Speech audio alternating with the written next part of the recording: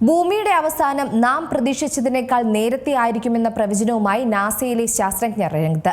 ഇതിനായി ഗവേഷകർ ഭൂമിയുടെ ഭാവി എങ്ങനെയായിരിക്കുമെന്ന് അത്യാധുനിക സൂപ്പർ കമ്പ്യൂട്ടറുകൾ ഉപയോഗിച്ചാണ് ആവിഷ്കരിച്ചത്.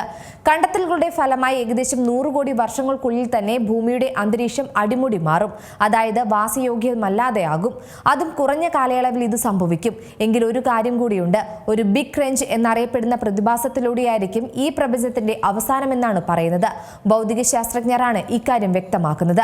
ഈ സിദ്ധാന്തം അവതരിക്കപ്പെടുന്നത് പ്രപഞ്ചം എക്കാലവും വികസിച്ചുകൊണ്ടിരിക്കുകയാണെന്ന വിശ്വാസത്തിന് വിപരീത രീതിയിലാണ്. കൂടാതെ ഡാർക്ക് എനർജിയാണ്, അതായത് പ്രപഞ്ചത്തിന്റെ വികാസത്തിന് കാരണമാകുന്ന അജ്ഞാത ശക്തി, ഇത് കാലക്രമേണ മാറിക്കൊണ്ടിരിക്കുകയാണെന്നും സമീപകാല കണ്ടെത്തലുകളുണ്ട്. ഈ പഠനം ശരിയാണെങ്കിൽ 1100 കോടി വർഷങ്ങൾ കൊണ്ട് ഈ പ്രപഞ്ചത്തിന്റെ വികാസം നിൽക്കും.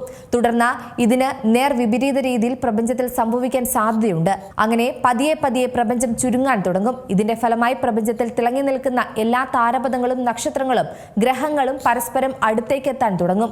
അങ്ങനെ വളരെ ചൂടുള്ളതും സാന്ദ്രത ഏറിയതുമായ സിംഗുലാരിറ്റിയിലേക്ക് തിരികെ എത്തുമെന്നും കണ്ടെത്തലുകളുണ്ട്.